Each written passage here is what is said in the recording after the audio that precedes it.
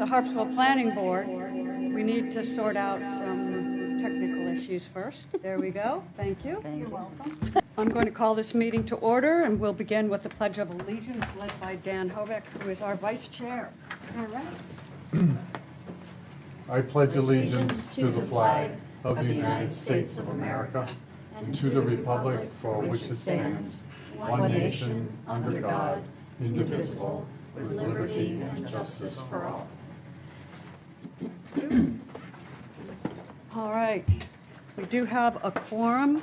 We'll start with just introducing board members, beginning with our newest board member, Heather Allen. Dan Hobeck. Amy Heibel, Lori Rice. Courtney Snellings. Christine Donovan Hall.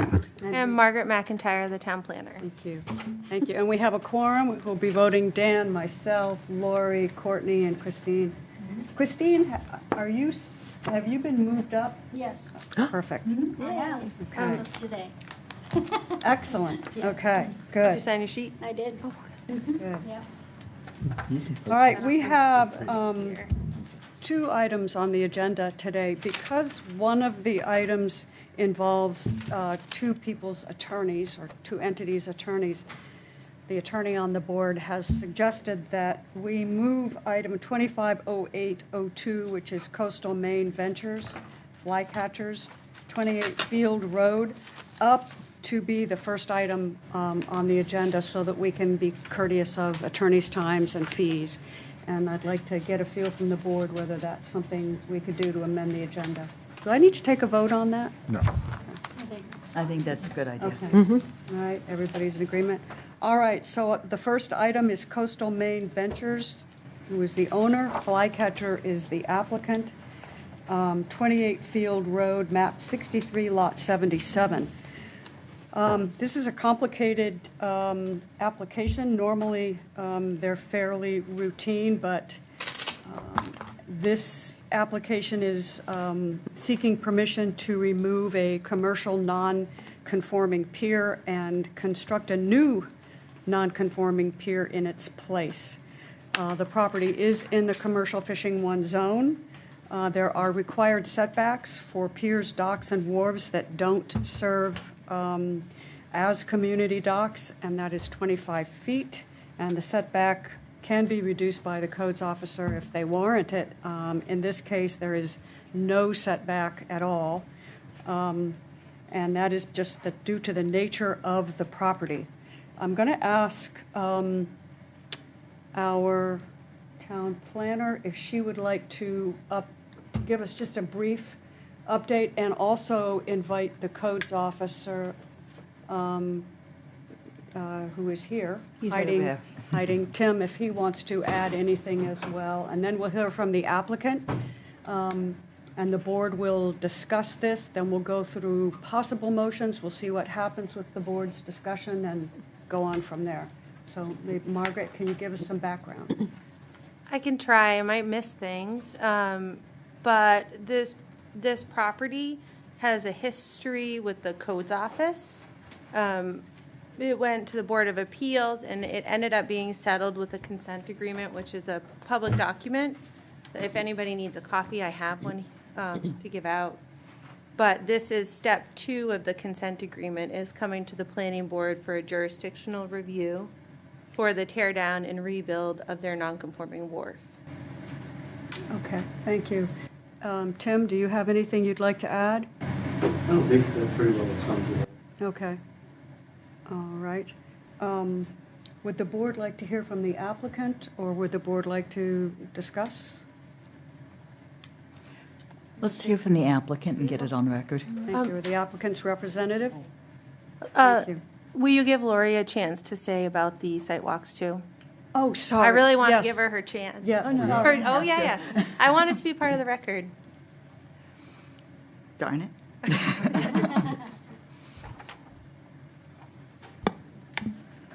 Notes from the July 7th site walk. That was Mitchell Field, Leachfield. Town attendees was Margaret, Amy, Dan, Tim, myself, Christine, and Don. Don had mowed I the, think you're in the wrong Yeah. sorry, day. wrong day? We want the site walk, notes from the site walk for. August? Coastal Maine Venture. Yes. I had it from August, too. I wasn't sure which one, so sorry about that. 3 o'clock, we met at 28 Field Road. Attending was Tim, Margaret, Amy, Dan, Courtney, and myself. Tim Forrester from Flycatcher was representing the applicant. Also in appearance were many neighbors, Gail Hunter, Dave Gillon, Brian, James, and Jesse, plus others I did not get their names from. Tim from Flycatcher described the problem, the plans to address the nonconformance. Neighbor Gail mentioned that there was an active litigation on property lines. Another neighbor mentioned the surveyor's stake was gone. Some neighbors were quiet, while others were clearly upset on the rebuild of the wharf suggestion. Current wharf was in serious deteriorated state. At 3:45, we then went to 76 Cunner Rock Road. Attending there was Tim, Amy, Dan, Courtney, and Lori. Tim Forrester from Flycatcher was also representing these applicants. Patrick and Abigail Moran, who are also in attendance. Tim at Flycatcher explained the plan for the new wharf and showed the location. Discussions were held on the construction, how it would proceed, erosion in the area, neighboring wharfs, and their uses. No evidence of eelgrass on the site. Thank you. Thank you. Okay, Yeah. so I really appreciate your doing that. I think that's really helpful. And I sort of remember, I asked Margaret, but I didn't get a reply, whether we had talked about doing this at some earlier point where you would share your notes from the site walk? I was asked that a few months ago, Yeah. since I'm the treasurer. Secretary, excuse me. That's straight. Okay. All right, so I'm something. when we do that, let's before we start with each item, maybe you could start before each item with the site walk that pertains to that item. We can do that. And we'll, perfect. Thank you Okay. very much. That really helps set the tone. It's a work in progress. It's a work in progress. It's a work in All right, progress. good. All right, Coastal Maine Ventures, Tim, or the applicant, would you like to tell us what you're up to? Hi, good evening, everyone. I'm Tim Forrester with Flycatcher here on behalf of the applicants. This is, as was stated, it's an legal existing non-conforming dock that they purchased the property and would like to replace. Originally wanted to replace it in kind. They have obtained permits from the DEP and the Army Corps for the replacement of this. However, a portion of the dock crosses over the property line to the abutting property, so there's the whole consent agreement and everything else associated with this that I won't bother going into, but at the end of the day, the plan of this project is to make it as more conforming as possible. So by doing that, we're not proposing to rebuild that portion of the dock that crosses over the property line. The applicant had a surveyor, the survey was provided, and our plans show just that portion that will be reconstructed. So the original dock was 12 by 48, and then the new structure is keeping the 12-foot in width, but only 21 feet on one side and 30 on the other, and that brings it out to the property line. Applying a setback in either direction would basically overlap on the entire parcel. So there really are no other means of reducing the nonconformity of the structure within the confines of what previously existed. Okay. All right, great. How's that? That's great. Thank All you right, very much. Okay, so this item is before us as potentially two actions. One is to see if the board wants to decide that it wants to exercise jurisdiction over this application, or allow the codes office to retain jurisdiction. If the board does decide to retain jurisdiction, then it needs to review the application. So that's pretty much where we are. So would the board like to proceed or on whether we take jurisdiction or not? What do you think? And then have discussion. And then have discussion. Yeah, Yep. okay. Okay, would you like to make a motion? Yeah, I'd like to move that the planning board not exercise jurisdiction and allow the code enforcement office to retain jurisdiction. Okay, I will second that motion, and now we will have some discussion. So what we'll do is we'll discuss that motion, then we'll vote on the motion. If we vote no on the motion, then we'll take up another motion to take jurisdiction, and then we'll have further discussion perhaps. Okay, so let's open this up to discussion. I have some questions. Is this too loud? I've been accused of not talking into the microphone, but this is kind of freaking me out. But I guess you can hear me. So this is going to be a commercial dock, and I have a few questions. What is going to be done? Is there a plan for the use of this particular commercial dock? I'm asking this because it's interesting to me that there doesn't seem to be a place to park. And I'm wondering if something is going to be brought in on the commercial dock and then brought up to the land, where is that going to go? And who's going to be able to pick it up? Or unless the owners live very close to the dock, and I'm not sure about that, how will they get to the pier, the dock, in order to go down and use it when the dock is finished? And I couldn't help but be curious about that when we were out there. That's one of my questions. I'm Kristen Collins. I'm the attorney for the applicant. The applicants do actually own property, a residence at 12 Holbrook. So that's, there's separate use there. They have no other, use they need to make of this property other than using the dock. Applicant's son is a lobsterman, and, that's essentially what they want to use the wharf for. There is room to park right there at the edge of the road, and that's what they've traditionally done when they're driving there. So Holbrook Road, I don't know Cundies that well, is close to Field Road? It is pretty close. I can't give you the next road. Okay, thank you. Thanks.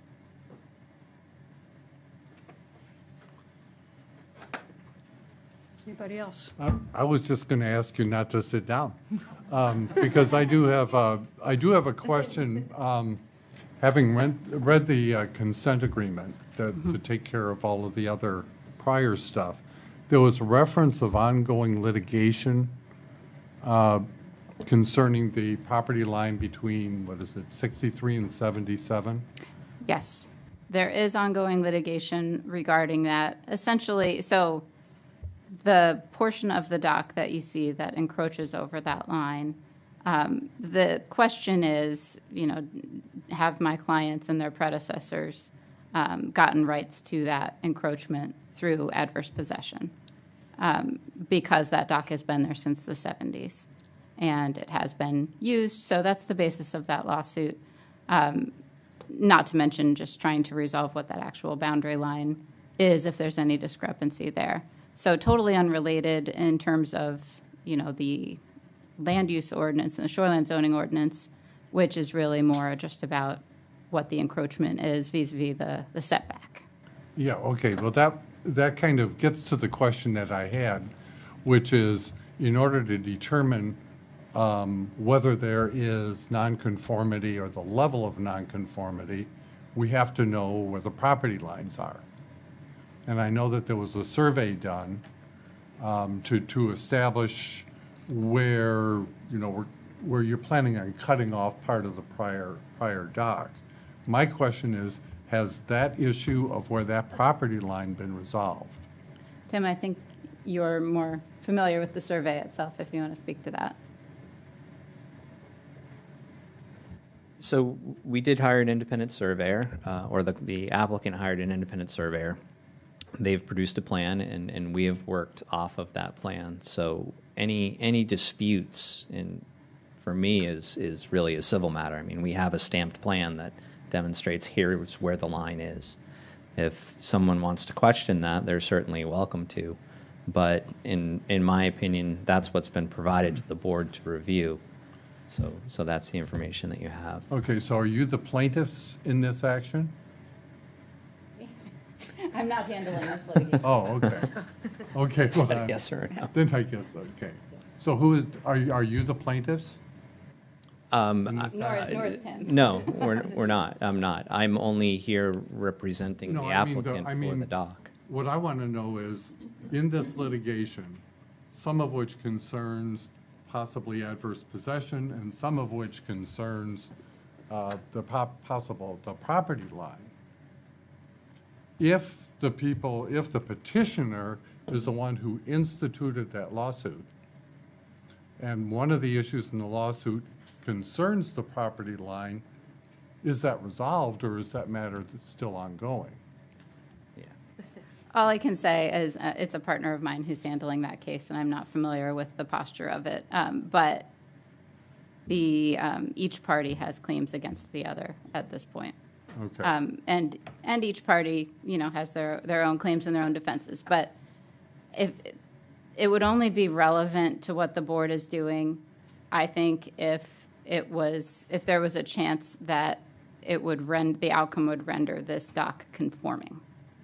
Because no matter what, we know that it's non-conforming to some degree. Right. So then the only question that's in front of the planning board is how much more conforming can it be made? Which means not bringing it towards the property line, but bringing it in from the property line. Yeah, I guess, and we're going down, bear with me, I'm going a little bit in the weeds here.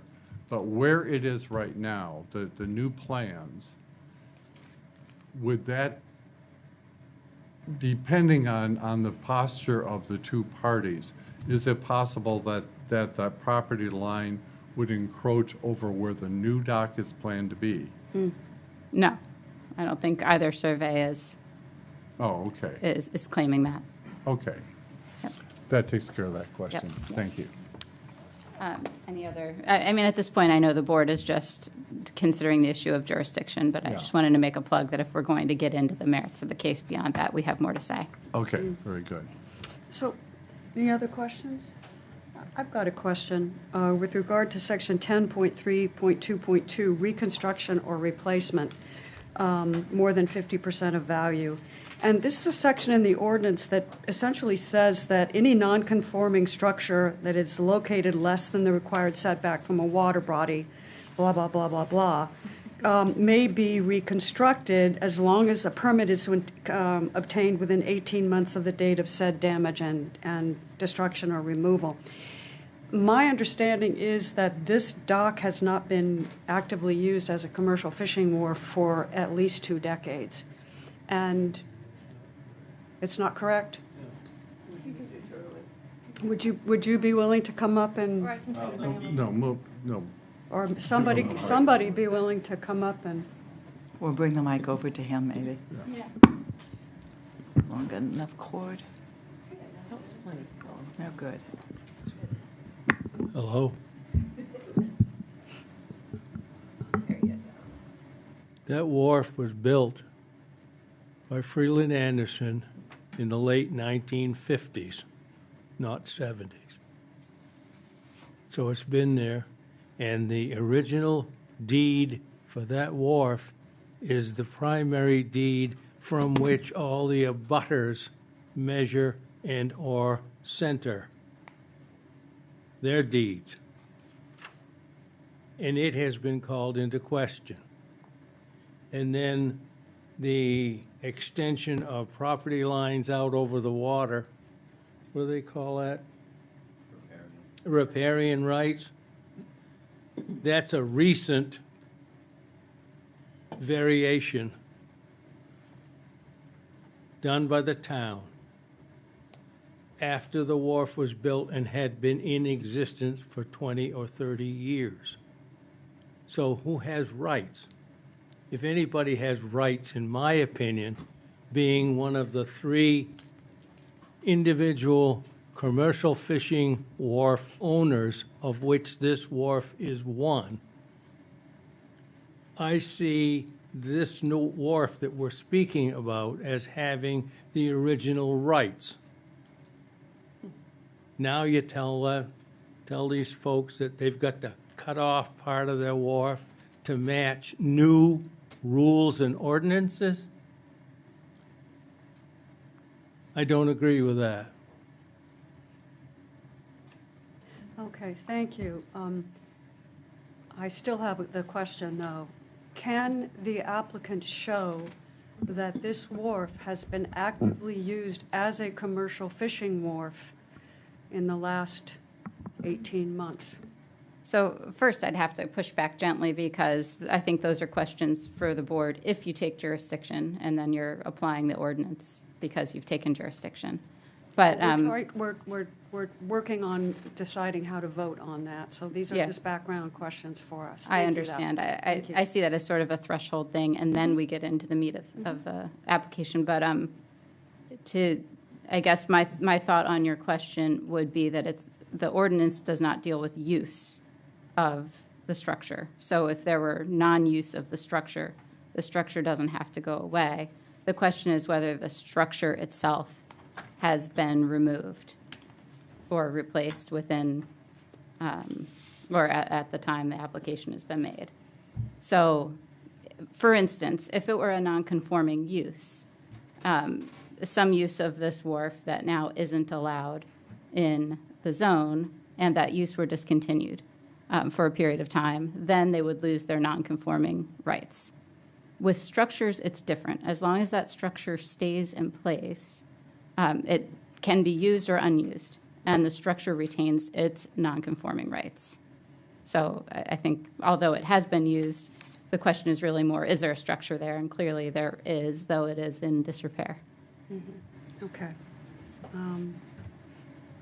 I think the issue is whether or not reconstruction can take place. I don't know, I guess I would ask, I guess there's, But I think that gets, I think that gets a little bit beyond just the jurisdictional question about whether we want to deal with that. Yeah. Or whether that's something Yeah. that we believe codes can handle. it is, yeah, because it says, any reconstruction or replacement approved by the codes office. So the codes office can certainly deal with this issue. Yeah.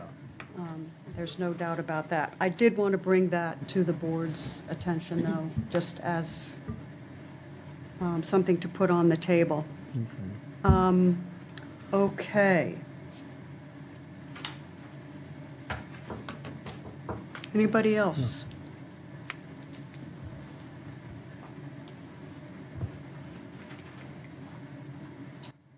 Let me be clear. I'm here as Matt Gilly, a member of the public, not as Matt Gilly, Select Board member. So I'm speaking as a member of the public, and solely as that. I may have missed this because I walked in late. I had well issues. I apologize. Have you guys gone over, is the application complete? Because it doesn't seem complete to me, or at least it seems like there's some stuff missing. And I specifically, one of the areas is number 6, the type in amount of vegetation that's to be removed to accomplish this. And it says no vegetation or tree removal is proposed to be removed. That's probably because they already removed the trees.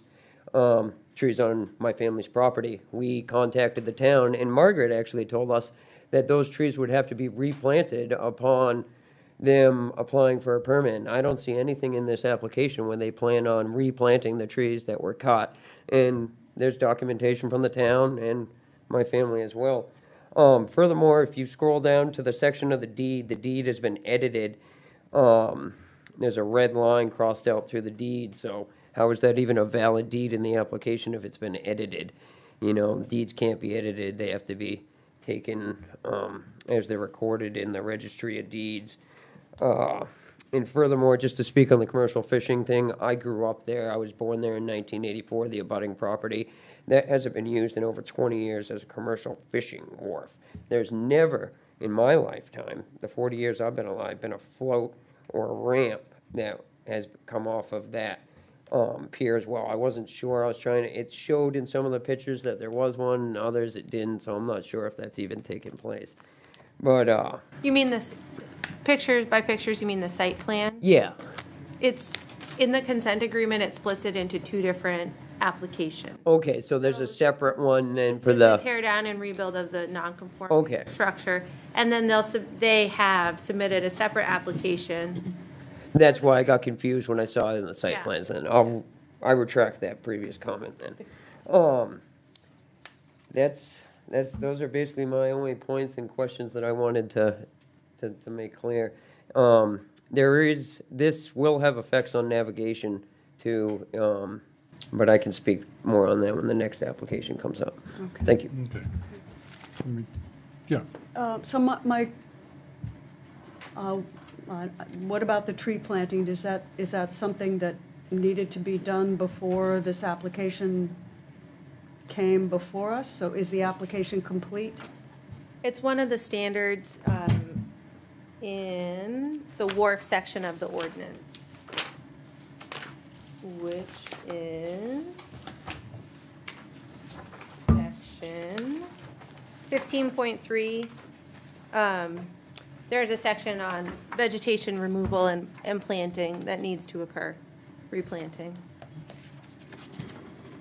So if the planning board were to take jurisdiction, or the code office, whoever ends up with jurisdiction, would discuss the vegetation clearing and the removal and the replanting as part of the review of the application. Okay, all right.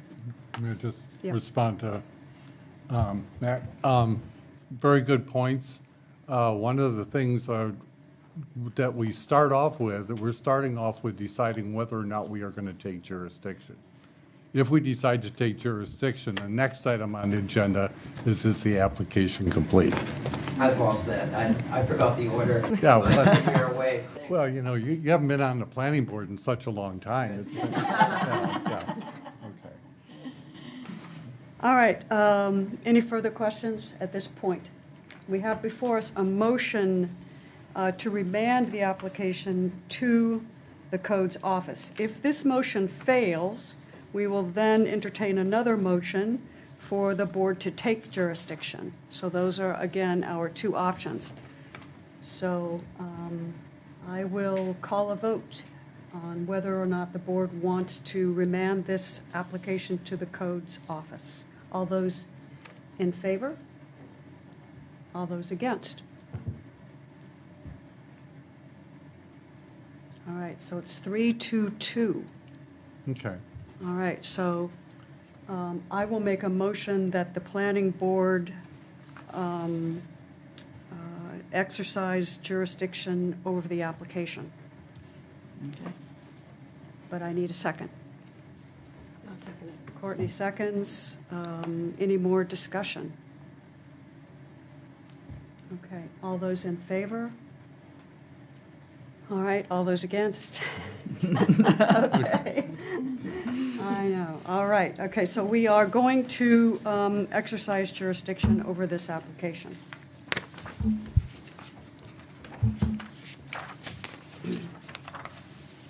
We will now proceed with the review. I would request, if you guys are going to exercise jurisdiction, that you continue it to the next meeting where I can review the application against the ordinance. All right, we are going to take jurisdiction, And I didn't put it on the agenda. okay, There's only the jurisdictional review, not the review of the application. okay, Okay, so the first thing that you will do at the next meeting then is to answer all the questions about whether the application is complete. Is that right?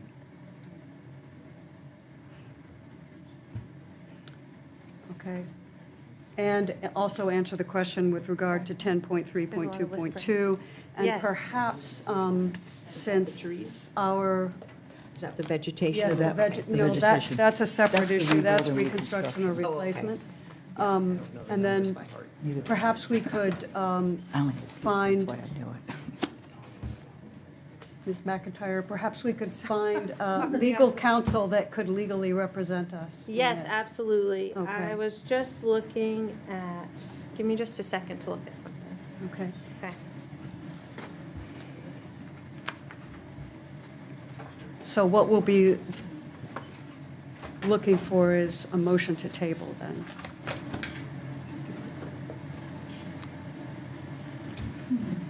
speak into your microphone. Oh, sorry. Once Margaret is finished with her research. So I'm just a little confused about the motions. So there was two motions, but they both passed? No, the motion to give jurisdiction to the codes office failed on a two in favor and 3 against. Oh, 3 against, okay. Yeah, then we voted to take jurisdiction, and that passed 3-2. Okay, So excellent. now, I believe we need a motion to table this application until the next meeting. So I will move that we table this application until the next time we meet and we have our ducks in a row. Is there a second? I'll second it. All right, Anyone seconded else? by Courtney. Any discussion? All in favor? All right, this application has been tabled, and we'll take it up probably at our next meeting. Lori, did you not vote on that last? I did. Oh, okay. I can't see your hands from here. I'm hiding back here, sorry. And Heather, you did not vote? I don't think I'm supposed to vote. Oh, No, that's not true. yet. Okay, sorry. No, thank you. 5. You're doing great, Heather. All right, I see, I forget. All right, I just want to get my ducks in a row here.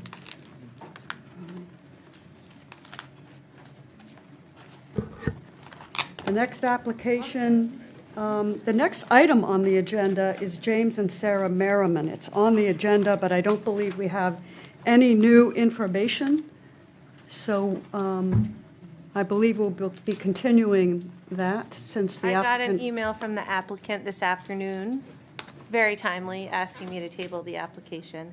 They are listening to our request for a legal opinion and still working on it. Okay, Yeah, all right.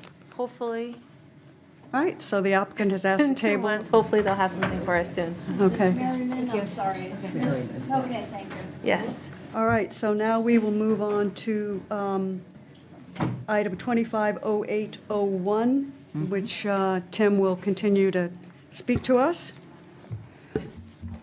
All right. This is an application, another application for a seasonal dock consisting of a pier, ramp, and float on Cunner Rock Road, and Tim Forster will give us the background on that at this point. Thank you. Hi, good evening, everyone. I'm Tim Forrester with Flycatcher here on behalf of the applicant. So this is. Can we have this discussion outside? Okay, So thank just- you. Okay, It's, got it. It's Okay, paved. shall we it's hold on paved for a to minute? Go out towards the front of the building, so it's definitely an easier commute, because it's a paved path instead of the rocky path. Okay, My name is Charles Saunders. I'm sorry I did not identify myself. thank you. Thank you. That's fine, No, but thank no you. worries. We know who you are. So this is a proposed permanent pier with a seasonal ramp and float on the property. It's a 6 by 24-foot pier supported with two bents that will be pinned to ledge with a 3 by 45-foot ramp and a 10 by 20-foot float. The float will not ground out during low tide, and Waddle Marine is the contractor to build and install it. Both the ramp and float will be stored off-site in the off-season. That's really the short and sweet of it right there, so. May I ask Lori to read if it's easy for you to read your notes on the site walk? Yes, I can. Site walk was at 3:45, attended by Tim, Amy, Dan, Courtney, and myself. Tim Forrester from Flycatcher was representing the applicants, Patrick and Abigail Moran, who are also in attendance. Tim at Flycatcher explained the plan for the new wharf, showed the location. Discussions were held on how the construction would proceed, erosion in the area, neighboring wharfs and their uses. No evidence of eelgrass at the site. Thank you. All right, thank you. So what we're going to do here is we're going to look at the findings of fact. I will entertain a motion that the board finds that Section 13.3.1 15.3.1 through 15.3.11.3 are met, we will we'll have some discussion about that, and then move on from there on whether to approve or not. So moved. so moved. All right. That is a move that the planning board finds that the standards in section 15.3.1 through 15.3.11.3 are met based on the following findings, which are incorporated into the motion by reference. I'll second Dan's motion. And now entertain any discussion. All right. Seeing no Any discussion before we go through these? yeah, now is the time to. Now we're going through. Yeah. Okay, I was going to ask whether the permits from the DEP and the Army Corps of Engineers had come in. I believe that was something that were pending, right? I believe we have received those permits. Okay, thank you. Okay, any other? All right, I'll entertain a vote. All in favor of the motion that the board finds standards are met? All in favor? Thank you. All right, we found that the standards are met. Now we go to conclusions of law. Dan, would you like to read the conclusions of law? Sure. I move that the planning board finds that in light of these facts, with consideration given to the supporting documentation in the record, that the planning board reaches the following conclusions. The planning board finds that the applicant, Patrick Moran, has met the standards of the town of Harpswell's shoreland zoning ordinance for the installation of a seasonal dock in the Resource Protection District. The planning board approves the application subject to the following conditions of approval. 1, the approval is not final until such time as the notice of decision has been signed by the chairman of the planning board, or the chair of the planning board. 2, this approval is based on the application, including the drawings of the proposed dock prepared by Flycatcher LLC, and on all submissions and information provided by the applicant at final approval, whether referenced in any findings or conditions of approval. 3, the approval is dependent upon and limited to the proposal and plans contained in the application and supporting documents submitted and affirmed to by the applicant. Any variation from the plan, proposals, and supporting document, except de minimis changes as determined by the town planner that do not affect approval standards, is subject to review and approval by the planning board prior to implementation. 4, the applicant shall comply with all state and federal rules and regulations that apply to the application. Thank you. So we have a motion on the table. Do we have a second? Lori seconds. Any discussion? Nope. All in favor? All right, unanimous. Thank you. All right, Thank you very much. thank you. That was a little easier, huh? First one. All right. Other business, consideration of minutes from the July 16th meeting. I admit that I have not read those. I have not. I have not read those. Can we do that? I'm sorry. They're 45 pages long. I don't blame you. They're 45 pages long. Yeah. The minutes from the last meeting It's because of all the it's findings? because of all the finding. They were all complicated things. Yep. Yeah. Okay, that's going to I'll take cut me- you guys a break this time. Okay. All right. Can I bring something up that goes back to what we were hearing because of something that was said, and I'm interested as to whether Margaret, the town planner, would like to look into it. I am curious about the riparian rights as to whether those are something new for this particular piece of property.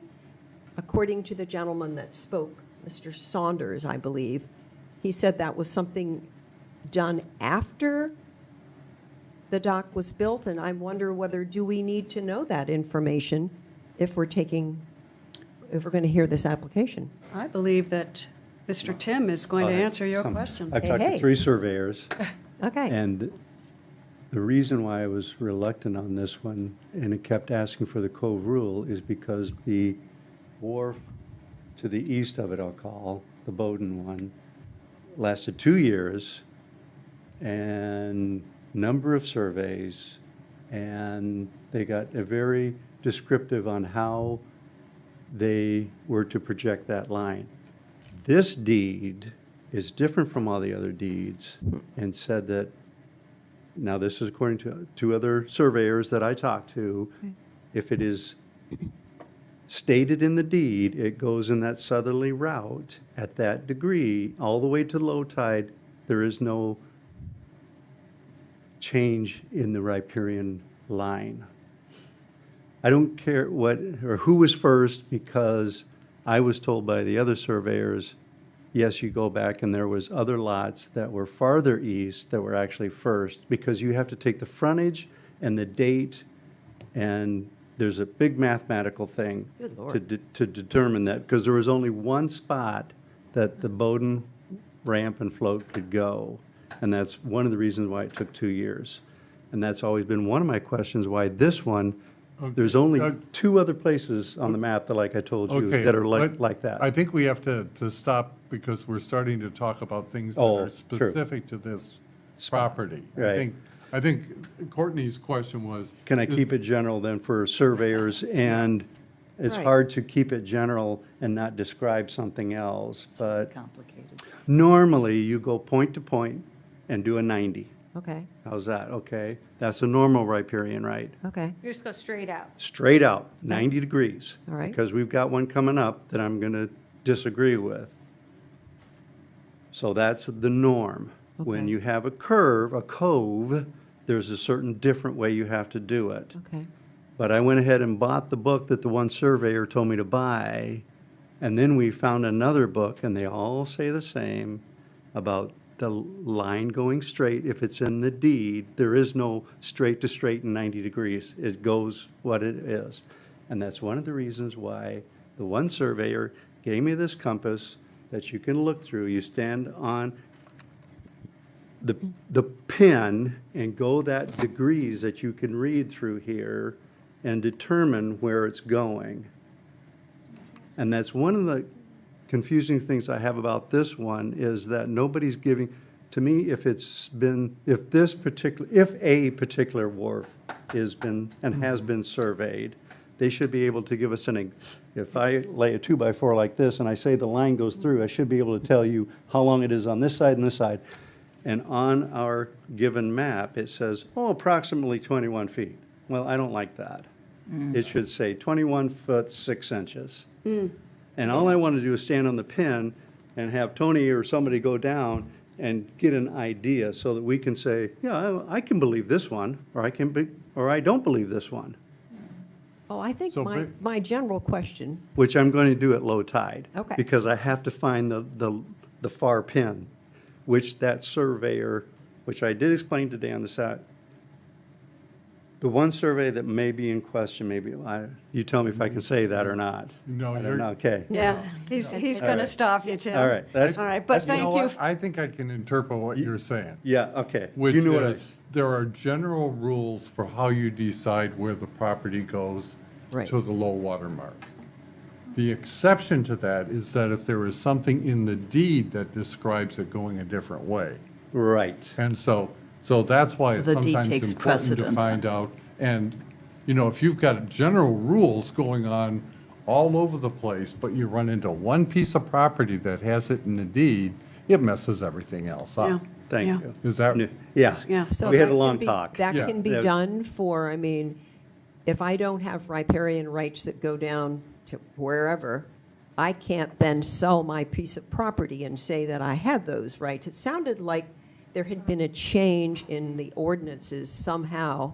Maybe Can what that he's be done referring to is when generally? the king from Massachusetts or whatever, when we were under that rule. Right.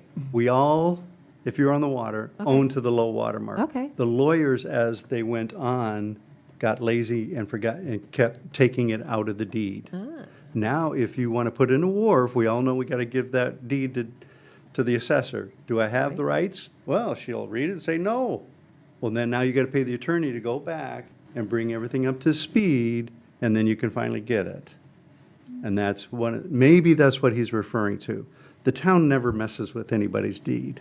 I don't, Plus, Okay. there wasn't necessarily land use or land use ordinances or setbacks. So in this particular case, was the wharf built before that property was split? I don't know. That's what I was trying to ascertain. Yeah. In general, In general, yeah. could something be added that wasn't there before?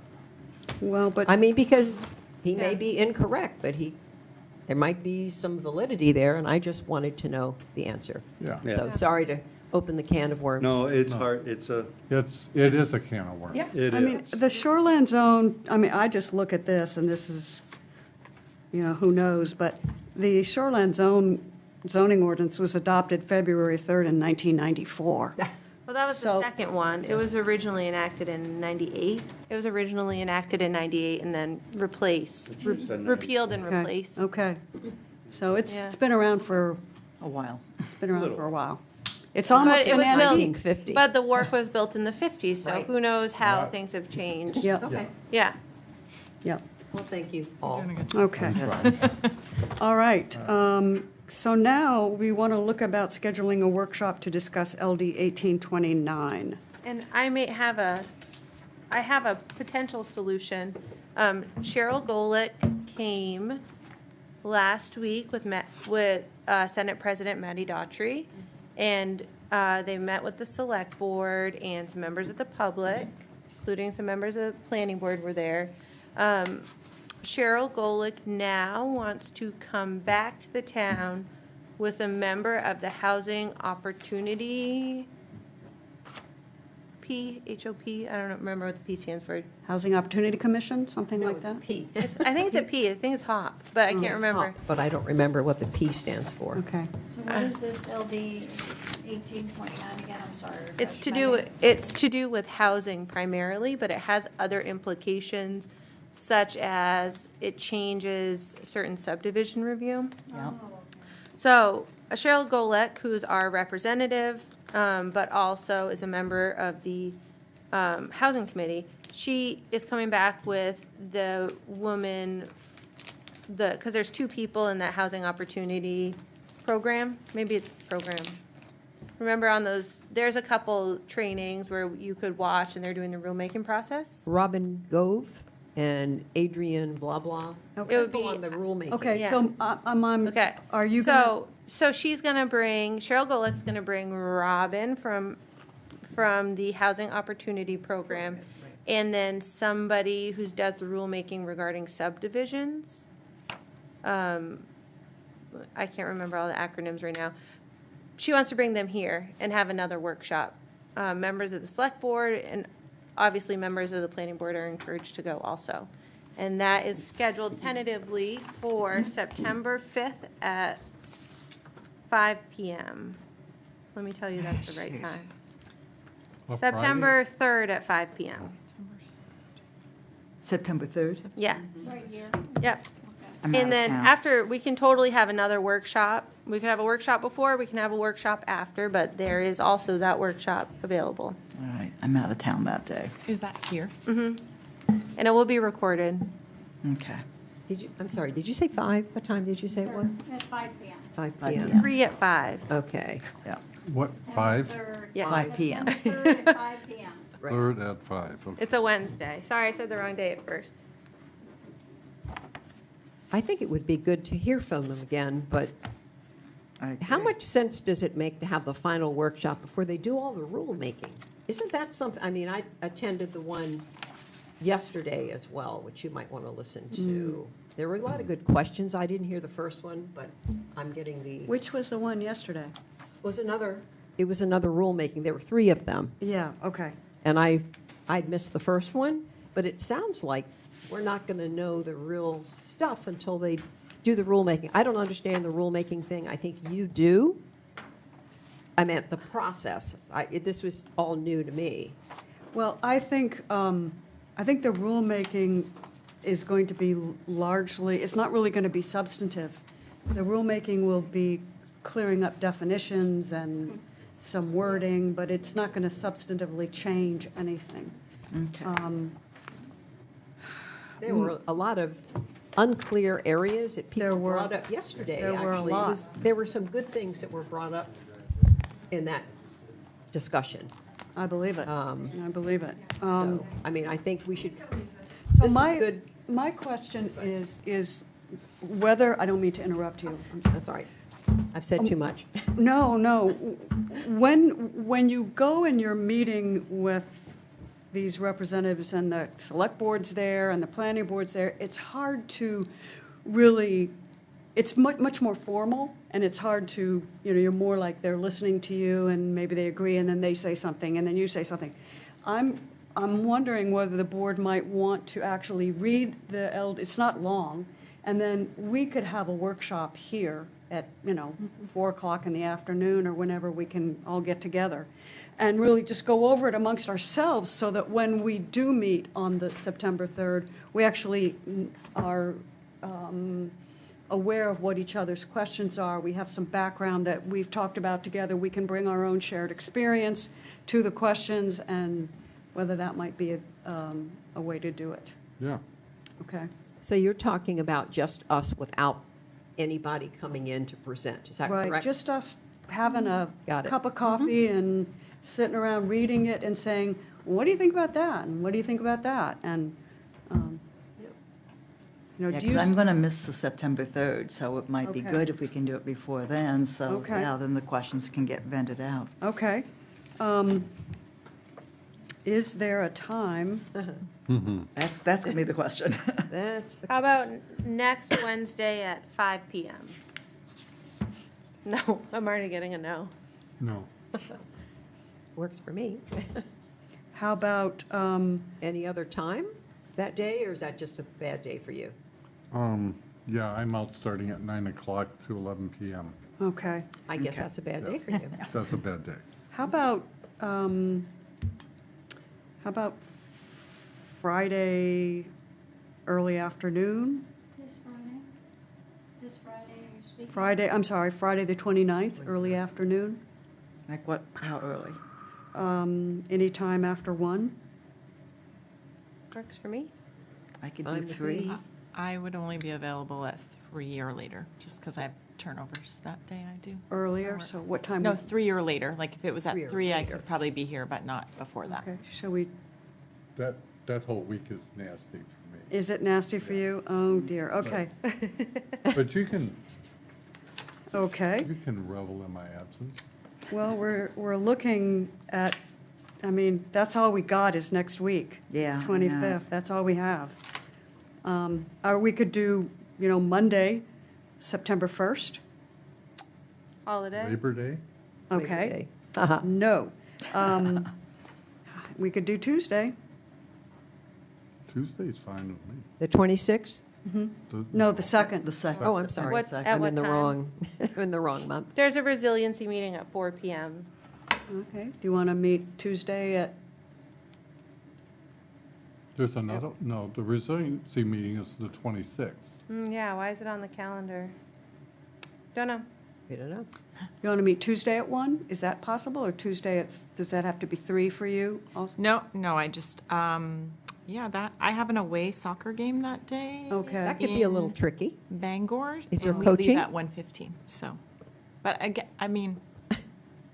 plan something and No, it's, I'll meet with you before and ask my questions so and pass them on. what And you time can always bring them to the meeting. Yeah. You just don't have, Yeah, I can come anybody. to September 3rd. Yeah, bring your team. So that's not, as long as I can make it to one of them, I don't, That's it doesn't, yeah. So on the second, what time are you meeting? All right, so we're looking at Tuesday or the 29th or the 2nd. And Dan, you can't make the 29th, is that right? That's correct. Okay, so we're looking at Tuesday, the 2nd. Yeah. Does 1 works o'clock for me. work for people, or? Fine for me. I could probably do 1 hour if I'll just take a late lunch and just be there from 1 to 2, and then if it goes longer, I'll just have to leave. Okay, Right. is that, what time? At 1, you said? Okay, does 1 o'clock work for everybody? That's fine. 9 to Yep, 2 at on 1 the o'clock. 2nd. On Tuesday, the 2nd. And we'll meet here, correct? We'll probably meet in the side conference room. All right, but- that's fine, So you'll find us. yeah. Okay. Okay, and that was, I'm sorry, I've been trying to, is that at 1? 1 o'clock. You say 1? 1 o'clock. Okay. So read 1829, and And just come with your questions or your observations, and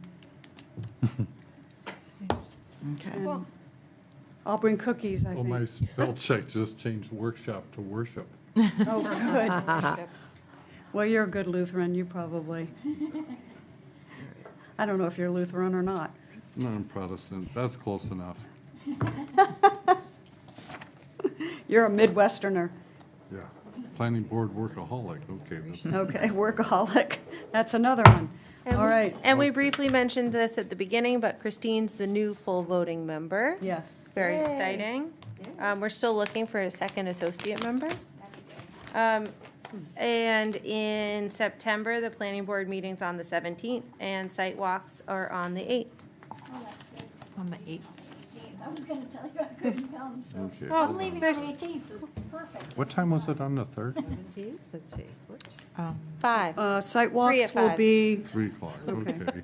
I hear you. Sidewalks the 8th, site walks on the 8th, and the other. and then Yeah, meeting hop on up. is on the 17th. Coming in, but they'll have to pick them up at the airport. Okay. Do you know what we have for site walks? You probably I don't. have no idea. Okay. No applications as of now.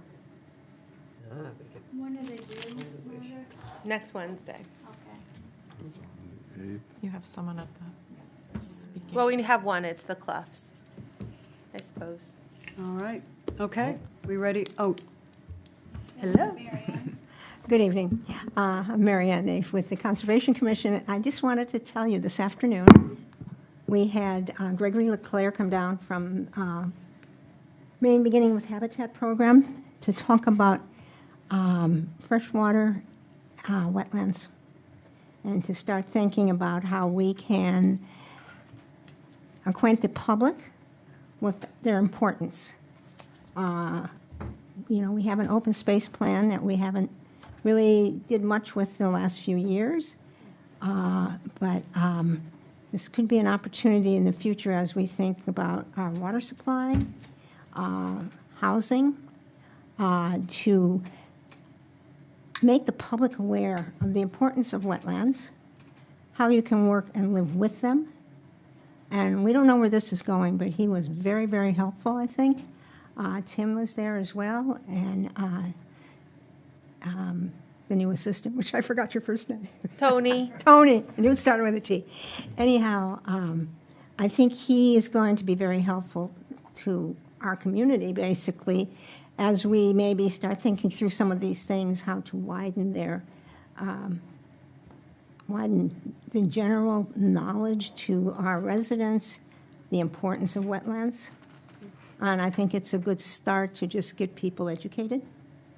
Anyhow, I just thought you might be interested in knowing that that's some stuff we're working on.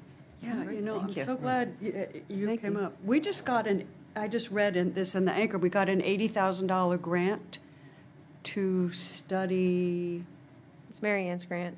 We're studying, the one we just got? Is that the $80,000 grant? Yes. I think so. We're working on Okay. another one now, too. Can I ask you, who is administering that grant? Who is administering Yeah, it? who's administering the grant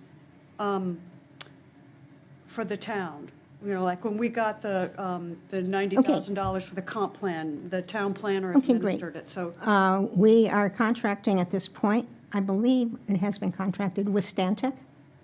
They provided us with the scope of work on how we wanted to address the issue of marrying. We had the whole thing on. Help me, I'm out of my league here. Sea level rise. Sea and level impacts rise. on town roads. They did engineering plans for 5 town roads and looked at the impacts. So this will be a study that will look at the impacts of the whole town and sea level rise. And part of it is to make private road owners, give them the ability to do the same mapping that the town did for their 5 most vulnerable roads. Okay. So in other words, just as we knew we did not fall under the general things that happen with sea level rise because of our inlets in our community, Yeah. this will allow us to do modeling on taking into considerations all the information that was used on the information that was used to go to DEP to get the exemption, or however it came through. FEMA and the ransom was our consultant. Is that what you're talking about? Yeah, Yeah. yeah. So it's all the more accurate scientific modeling that we use to work on our floodplain maps. So currently, when you look at you're trying to model for the future, if you're checking for sea level rise, that what is there now is based on historical knowledge. This will allow you to use more current knowledge that takes into consideration, we might have some areas in town that are going to be less vulnerable, Yeah. as well as more vulnerable. So it'll be more accurate to the town in whole as you try to make some considerations for the future. Wow, that's great. I'm really interested in what that study shows. I am too. They're supposed to have it done, I think they said it'll take 2 months, but, Is that it? yeah. And we're looking to, we've gone 4 months into this contract already, and we haven't even started. But we're looking to have, some great information, within the next 9 months, maybe. Well, yeah, 9 months. Great, that's fantastic. But Thank we're looking at another grant too now, you. too. Well, 80,000 sounds like a lot, but it's not a lot. It goes quick. It does quit, but the state is offering another GoPIF grant, which we're applying for next week. And that's the one I've been working on, and that's going to be to contract for water, for drinking water, to enlist town members to help us mark the location of their wells. Great, And then finally. as part of that, we are looking to do a climate resilience handbook. So we've got that started, but we're looking to have that be printed form, including something on the drinking water piece, and have for this distribution to the townspeople and realtors and so forth. Perfect, that's All wonderful. having to do with getting the public and townspeople just more acquainted with some of our issues as the type of community we are. Well, both of those studies will be really integral to our work on the planning board as we think so. do our reviews. So Right. thank you. So I thought I'd just let you know. what Thank we're you. doing. Just one last great. thing about the It Begins with Habitat presentation today. Greg Leclerc is a municipal planning biologist. So he specifically really had some great ideas, especially like as far as codes and enforcement and how to talk to people about wetlands. And he's going to be a great resource for us. Maybe, updating our shoreline zoning maps or our ordinances. And he kind of looked at it through biology, which we never talk about. Ah, I love We it. never talk about biology in town. We don't and talk we about need all to. we talk about water and we talk about wetlands and Yeah. we don't talk about much else, but That's because we do everything against ordinances. yeah. So it was really Yeah. an interesting discussion. neat. Yeah, well, biology and environment are synchronistic. Yeah, and a lot of it is really trying to marry the two. I mean, you've Yeah. got codes who's working to what Synonymous. is the rules. And then you've got the other piece of it where it's kind of hard, soft science that you're trying to think about just how it's really affecting everybody. And if Yeah. you can get a handle on that and then start slowly integrating it into the ordinances, that's, I think, a good way to go. That's great, thank you. So Mary Ann, I have a question. How are you finding out about these grants? Do you have somebody that researches and say, hey, there's a grant for this out there, you might want to apply for it? Or is the town looking for these grants? How are you finding out about that? Right now, the Resiliency Committee is really looking for anything that's coming up pretty much from the state level. And we now have a network that we're involved in, and they contact us when anything is coming up. Okay. Oh, that helps, yeah. Yeah, we haven't really gone searching in other directions yet. That's great. So the more you do, the more you accomplish, the more money you're probably going to get, because you can build on, they want to build on what they've already invested. We're hoping. Yeah, We'll But I keep our think fingers that crossed. These GoPIF grants are specifically for municipalities. Yeah, yeah. Specifically You from can have partners, but they have to be administered through the Okay. municipality. Right. And also, we are looking, as they come up, we have a lot of private road homeowners Yeah. who are not covered with any of the issues, other than having to pay for the aftermath. And we are kind of keeping our eye open and working with road associations to acquaint them with what they need to do and know that could be helpful to them along this line. So we're trying to have a larger input with them. Just finding out who they are is really difficult. There is no master list of road associations. Believe it or not, there is none. You know, all of this is also really important for emergency preparedness, Oh, yeah. having this information, because we're gonna get more storms and more need to Definitely. have people helping each other out, and so it's really good. It's great. Yeah, Thank you. we'll see. Welcome. That would be a good goal. Keep you To informed. be able to get Thanks. the Thank road you. associations known to the town. Yeah. That's going to be a challenge, though, to get that information. Do you The think only way I people know will about want to give it? No, it's like, I live on a private road. We don't have a road association. We just kind of like, okay, it needs to get Yeah. filled, you go out and do Right. it, and that's Yeah. it. So it's nothing formal. Interesting. Yeah. But That's we're what only we- 4 that's houses, so what we do. that's why it's not very formal. That's what we do too. And as long as that works, that's what you want to do, because once you get a road association, For the larger neighborhoods, yeah. Yeah, yeah. Okay, this meeting is adjourned.